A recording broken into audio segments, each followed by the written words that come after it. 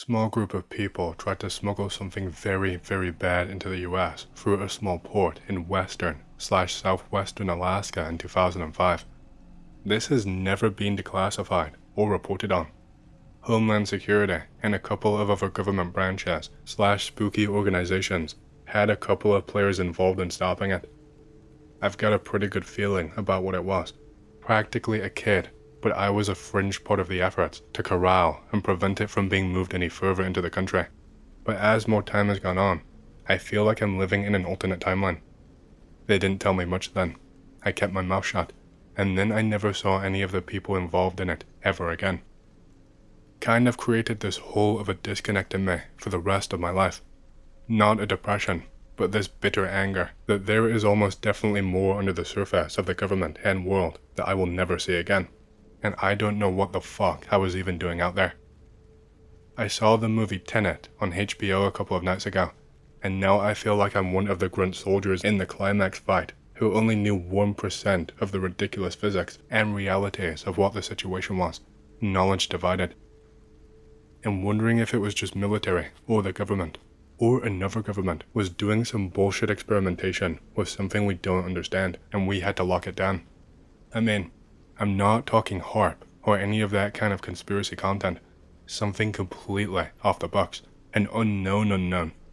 Knowing that those probably exist is not comfortable, but I guess it's comforting to know that there's maybe still groups of people working as counterweights to things like these.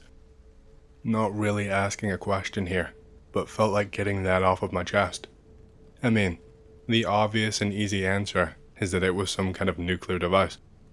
All I knew was that if we let these people get away and disperse, some enormous shit was going to go down, and it wouldn't have been that grave and serious if it were a bunch of convicts on the run or gunrunners, and you had to have had something real dirty or dangerous if you tried to get into the country through the most distinct back door you could think of. Again, I don't know. I can sit back and speculate now if it was something experimental gone wrong.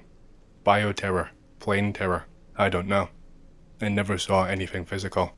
Just that we were divided up and sent into basically DEFCON 1 in what is still the middle of nowhere. I just got back from a job I had in Alaska about 2 months ago. I figure it makes a good story, even though it scared the shit out of me at the time. Be me. Working as a radio technician, moving across the country semi-regularly to fill jobs. Get a contract to work at an undermanned radio station in Alaska. The flight is paid for and there are supplies on site. There was a room for lodging, otherwise I'd have to pay for a hotel in the nearby town, which was a few miles away. I already did not like the sound of a radio station in the Alaskan wilderness, miles from any civilization, with less than enough workers. Despite this, I accepted the contract because it paid more than any job I'd ever taken before, and not having to pay for a hotel and for food was a big plus. I had been instructed to take a gun with me on the trip, preferably a rifle that shot a large caliber. I ended up taking my Marlin 336W in 30-30 Winchester, and taking an old shitty 22 I had with me for plinking. For your sake as a reader, and to shorten the story by about 3,000 words, I won't go into boarding the plane, getting the guns registered for travel, or establishing residency in Alaska. We land in Fairbanks. The radio station itself was in the middle of nowhere. They greatly underplayed how isolated this place was. It's southeast of Fairbanks, tucked in between the lower part of Donnelly Dome and the Macomb Plateau. The landscape is very hilly, mountainous, and rough. Most of all though, it's cold as hell. Drive just over 2 hours and 107 miles from Fairbanks to Fort Greely. Charter an AS-350 Airbus helicopter to take me and my luggage to the closest inhabited area to the radio station. Hike with a local guide about 10 miles across tough and snowy terrain to the radio station. Guide stays there for the evening because a storm is setting in. While I got situated there, the guide, other staff, and I got acquainted. There was Kevin, the groundskeeper/janitor, who had grown up nearby in Delta Junction. He was 17 and was going off to college soon. Apparently, this was one reason the place was undermanned. The pay was over minimum wage, and beside from the technicians, all of the jobs were entry level. Kids would work there during the summer and leave when they went to college. There was the guide, whose name I didn't catch, but a few of the others seemed to be familiar with. He was 30-ish, and was one of 8 or so local mountaineering/hiking guides. There was also Nathan, a 20-year-old guy saving up money to move to Anchorage with his girlfriend. He was the other radio technician. There was supposed to be another employee, but they stopped showing up about a month prior to my arrival. Put my stuff in the lodging room. Go out to talk with the others and get a bite to eat. Enter the main room. Notice that the guide is gone. Hey, where did the guide go? Nathan looked over to me. Oh, he decided to leave since it was getting late. You just let him go, during a storm. He insisted, said something about having to go home as soon as he could. I'm sure he's fine, he's a guide. He knows these mountains better than the bears do.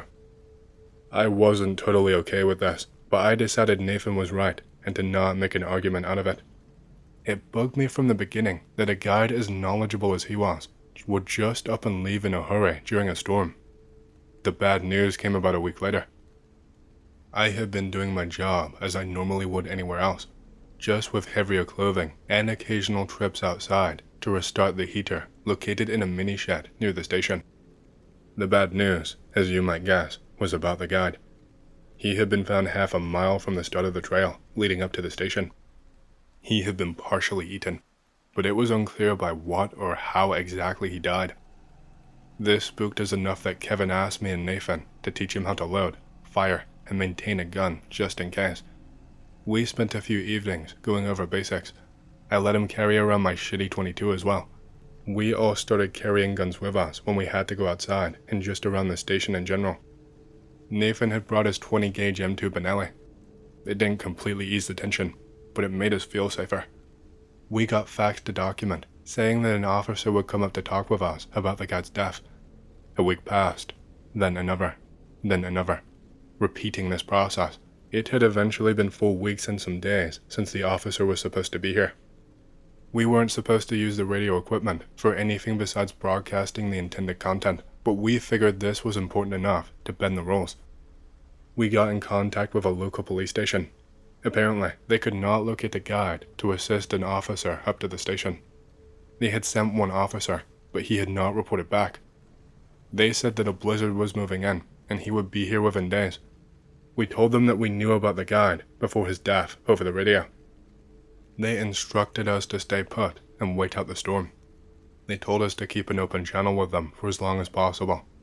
2 days pass, and around 2:30 in the morning, we lose contact with the police station. I work until 10 a.m. trying to get in contact with them. No luck. Kevin uses his ancient Nokia brick to call a local town's municipal center. His reception is shit. Every other call results in the "call cannot be completed as dialed" message. Get in contact with local government workers. Ask them to get in contact with the police station and let them know that we are fine. Also ask them to get into contact with the contracting company. Nathan was ready to jump ship, and to be honest, I was too. For about 3 days, we were stuck like that, not able to broadcast, little contact with the outside world. I remember the day that we got the message, like it was mere hours ago to this day. I had been trying to get some sleep during the storm, since we couldn't do our normal duties.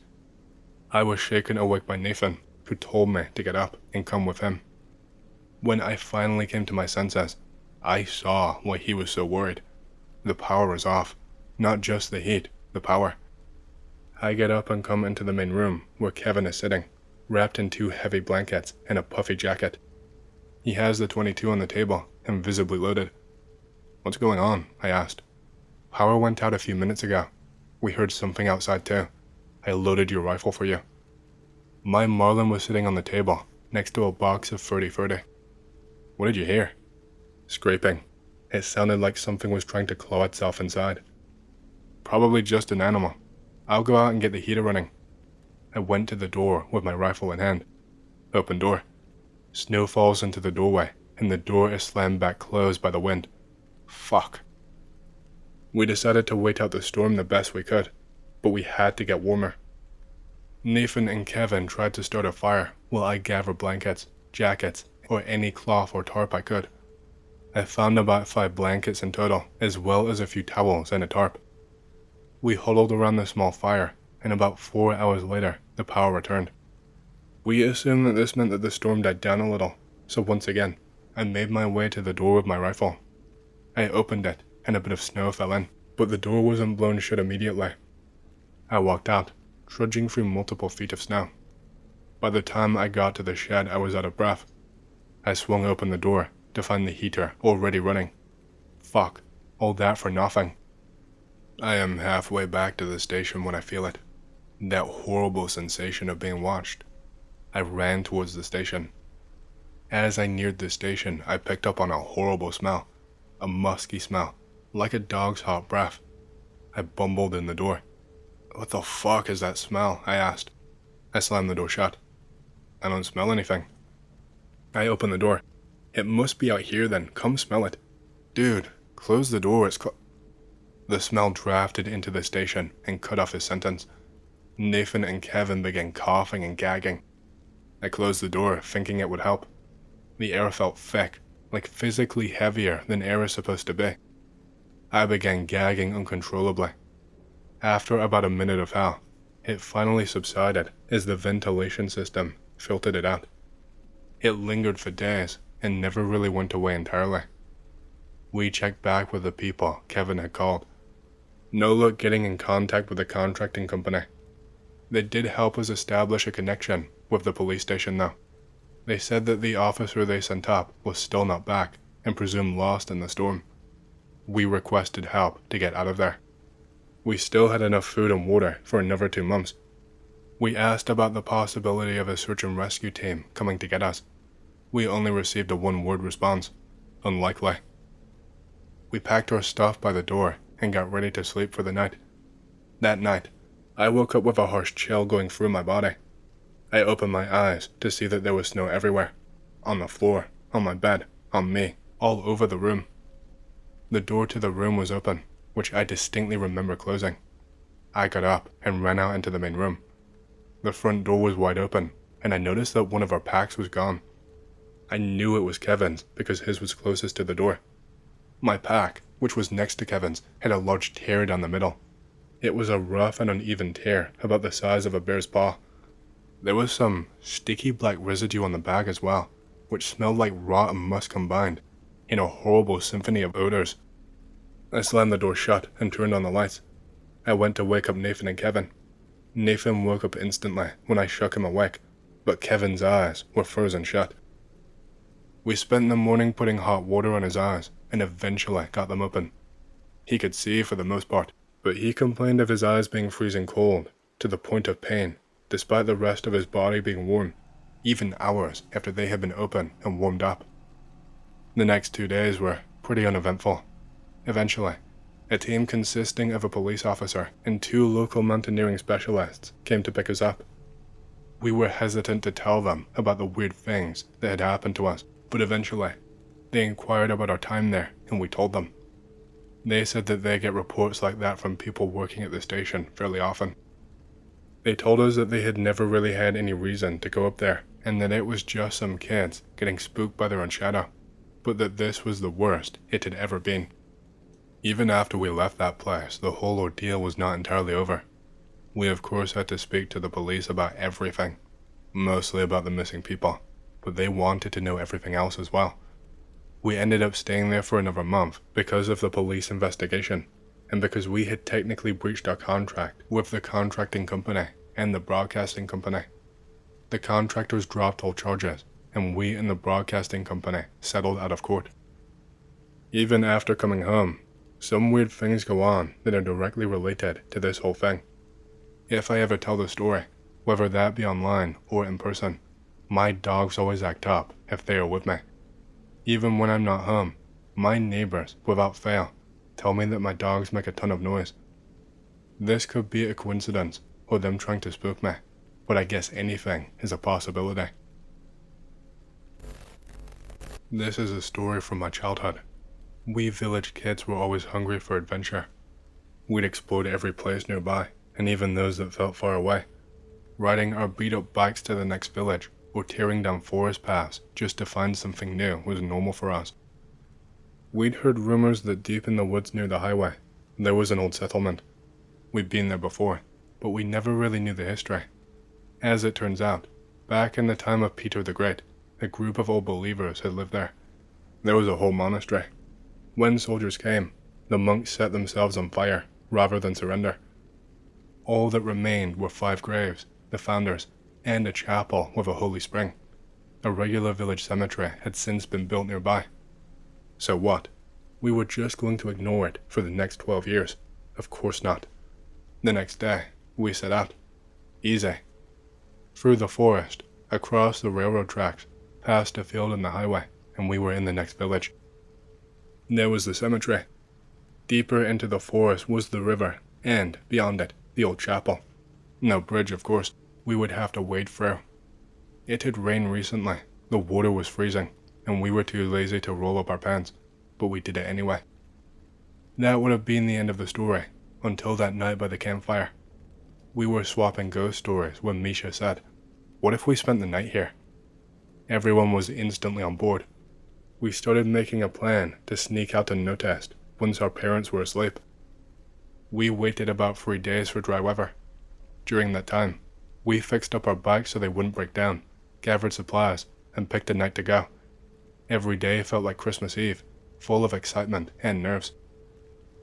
On the night we planned to leave, Sanka's parents stayed up way too late. Mission aborted. But 2 days later, can't remember exactly, we finally made it. The ride through the forest was terrifying. The sun had long since set, and the only stars and a pale yellow full moon lit our path. By the time we reached the cemetery, our hearts were pounding out of our chests.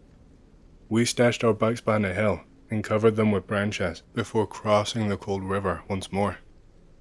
We didn't even notice how quickly we reached the old, crumbling chapel. Its wide open doors made the place look more haunted than holy. Deeper into the woods should have been the monks' graves, but we didn't find anything. We were starting to think that we were lost. Our flashlights were weak, cheap old ones with half-dead batteries, and barely lit the ground in front of us. We felt more afraid with every step. Where were the graves? There's the broken chapel, there's a ravine, there's a path, but nothing more. Then, from somewhere near the river, a scream. I froze. My imagination went wild. Then I felt a hand grab me and a hoarse voice whisper, "Run, now." The grip was iron. I felt like boiling water had been poured over me. I had no choice but to run, just to stay on my feet. I screamed, I resisted, but it didn't matter. Suddenly, I was in a crowd of people dressed in black. There was a low, droning chant, like a church choir turned inside out. Flames erupted all around us, smoke thick in the air. My arm ached from being dragged. I pushed through the crowd, trying to find a way out, but the building was locked. The fire closed in. Smoke stung my eyes, my throat burned. I couldn't breathe. I thought it was the end. That's the last thing I remember. They said some old man found me the next morning and shook me awake. I was delirious for hours. My arm was bandaged. I lay in bed at home for a week.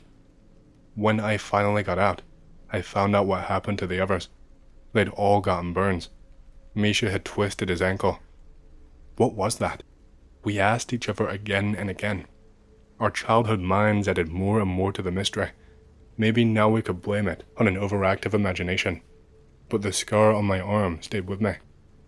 Recently, I went back. The chapel has been restored. There are icons inside, wooden paths laid out, even a bridge over the river and a memorial plaque. I approached the 5 graves. That's when it happened. The scar on my arm began to ache, just like Harry Potter. I thought, this can't be real. This is madness. Then I heard a voice behind me. Anything is possible. You just hide from it with thoughts like that. Respect history and your ancestors, and you will be fine. I turned around. There stood a hunched old man with grey hair. His eyes were kind, sad, just like my grandfather's that night, long ago. Was it him? I crossed myself in front of the chapel and drank from the holy well. The scar disappeared within a week. Hey, I hope you've enjoyed the story so far. If you do and you want to hear more, please leave a like and subscribe to my channel, and leave a comment down below, as it lets the algorithm know that you like my content and it promotes it to more people. My goal for the channel is to hit 50,000 subscribers, and we're closing in fast, so thank you, and back to the stories. Never served in the military. Went on a creepy-ass hunting trip with a few of them once. 17 years old. My dad, his 2 army friends and my cousin was on leave. Go for a weekend retreat of hunting, fishing, and camping. Set out camp in the middle of a clearing. Virginia wilderness, if anyone cares. Finish setting up camp. Go to the stream and fish, and discuss where to go exploring. Dusk approaches. We have this tradition of going for a nightly woods walk, and try to scare each other with stories and such. Been doing it since we were kids. Not gonna lie, I was a little anxious, but also very serene. If ever go for extended hikes in the wilderness, you know what feeling I'm talking about. One of my dad's friends goes to take a piss, says he'll catch up. We walk for about 10 minutes, then realize we should stop and at least let him catch up. Another 5 minutes goes by. I'm a little worried, but my dad is cool. Trusts the guy completely, and says how since he was a paratrooper, he knows the woods as good as a whorehouse. Few minutes after, he comes jogging out of the bushes, .357 revolver in hand.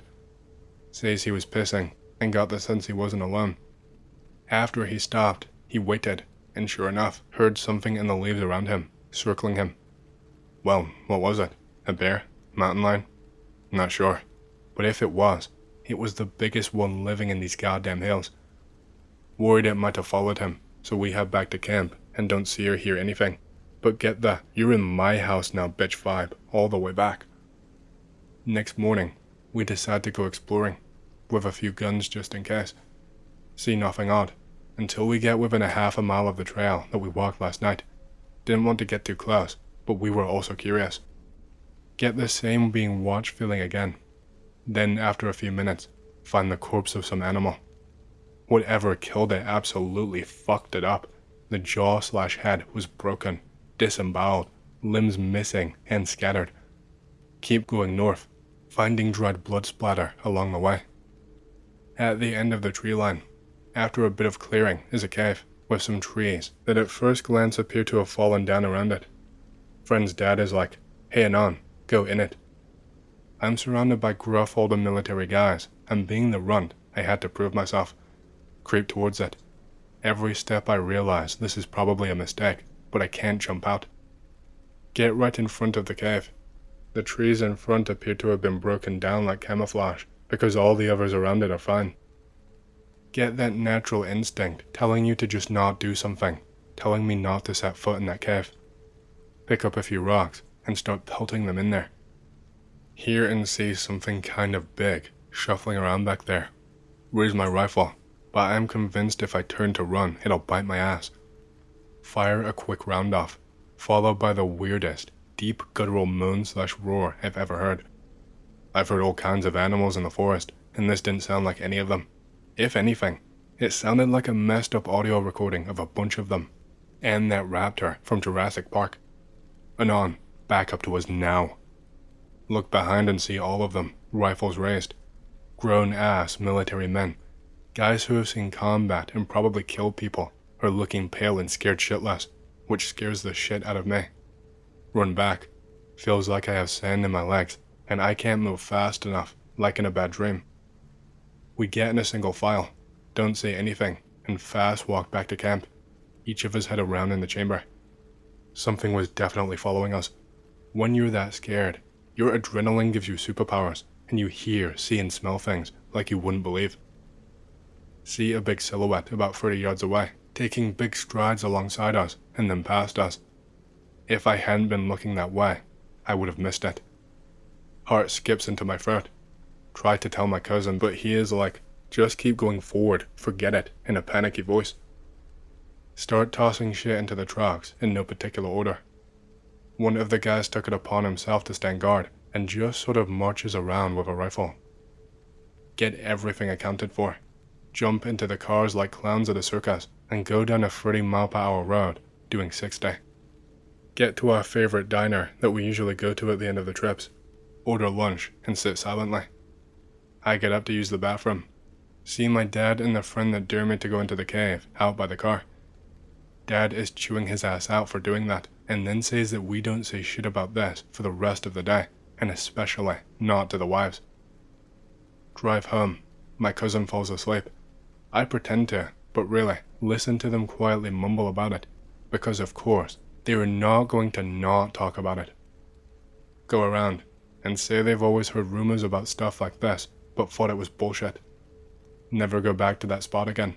Never go camping by myself, ever again. Real shame, because I used to love doing that, but now I'll be damned if I'm not the slightest bit uneasy of going into the woods. I was a first-hand witness for a murder that was completely and entirely covered up and silenced in Barber County, West Virginia. Living in Bellington, small town, August 1993. Working at the Laurel Mountain Inn. Inn is about to close. It's about an hour until my shift ends. 3 guys come in, out-of-towners. Immediately recognize them as not from these parts due to their accents. 2 of them order. The other one hovers around them, not taking a seat. Seems to be on something. Not my job to give a shit. Just focus on cleaning dishes. Another guy walks in, open carrying a pistol. Now, at this point, there were 6 customers inside. An elderly couple, the 3 out-of-towners, and the guy with the pistol. There is 3 workers inside. 2 are on break. I am manning the counter now after having finished cleaning up. 3rd out-of-towner, the one who didn't sit down, casually strolls into the bathroom. Guy with the pistol unholsters it, shoots the 2 other guys. I am completely shocked, freeze up. Vividly remember this one detail. His gun did not make a single sound. Holsters it. Casually strolls out, with the 2 out-of-towners dead in their seat. Immediately snap out of it as soon as he is out of the door. Elderly couple seem to be in a kind of a trance at this point. Call the police. They get there very quickly, and they act really fucking weird around me as I am telling my story. They seem to not believe me. Tell them about the 3rd guy in the bathroom. They don't even go to investigate, but tell me, there is no one in the bathroom. I am really fucking nervous at this point, like they're suspecting me. They take away the bodies. I go to use the bathroom myself and check for the 3rd guy. Nowhere to be found. When I walk out, all of the blood is gone, and the elderly couple have left too, without touching any of their food.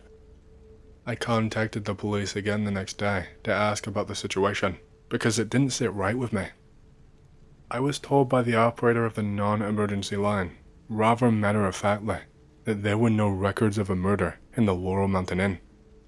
I didn't have work the next day, so I decided to call up one of my friends who worked just across the road at the Midtown Motel, and would have absolutely seen anyone enter. I asked him. He said he saw the 3 men enter, and the guy with the pistol, but his account of events is fucking bizarre. He never saw the man with the pistol leave. He also said he could vaguely see the muzzle flash, and thought he heard something loud from the inn. He said he also did not see any police cars pull up, but 2 unmarked black Cadillacs that police officers stepped out of. Every single time I've tried to contact a newspaper with the story, or the police, I was turned down and addressed as a liar. It wasn't like they were merely skeptical. They addressed me flat out as if I was making shit up and they knew it for sure. They would never give any evidence that I was a liar if I tried to press them on it. And in general, everything about this is suspect to me. I could be a schizo, I don't know. But I know as a matter of fact, I saw a guy outright shoot 2 people in the middle of the Laurel Mountain Inn.